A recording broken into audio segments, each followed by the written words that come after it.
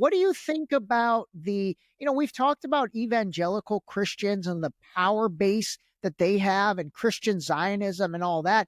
Do you think that that's fact into Trump's doubling and tripling down, like all the Christian Zionists, like your buddy John Hagee and like all those people that we've talked about? Do you think they have influence on him right now? For sure. I mean, the evangelical base is a stronghold of the Republican Party, right? You can't get into Republican mainstream politics without being overtly pro-Israel. Trump just happens to be the most pro-Israel individual within that pro-Israel camp. But yeah, I would say there's definitely a Hagee-based influence there. But I would say it's leaning from previous years. We're seeing the evangelicals dip a little bit. Politically, I think the money isn't as strong as it once was. I think most white Protestant men are moving away from the evangelical faith and more towards more of a more mainstream doctrine of Christianity in the world, but more of a populist form of politics, one that more aligns with their economic interests rather than theological interests. But I mean, the influence is definitely there. Hagee runs a group called Christians United for Israel. It is the largest Zionist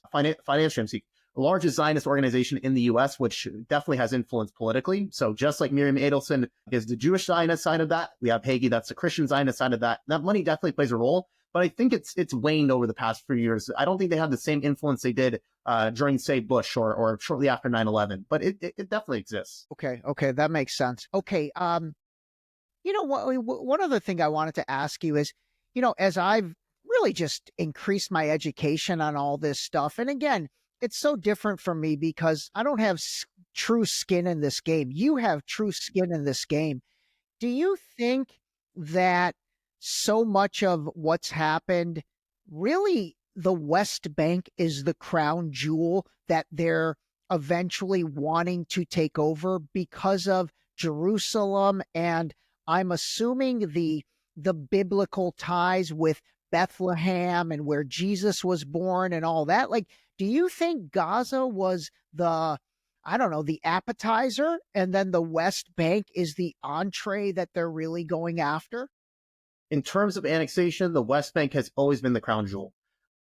Biblically speaking, you're right. That's Judea and Samaria of the Bible. Has less to do with Jesus, but more the more ancient Jewish and Israelite patriarchs of the Bible. The prophets Elijah, Amos, all those people are from Judea and Samaria. Samaria is the northern portion of the West Bank. Judea is the southern portion. But it's an interesting topic because when we talk about the modern state of Israel, the land that is currently in Israel isn't where necessarily a lot of Jewish history happened in the land.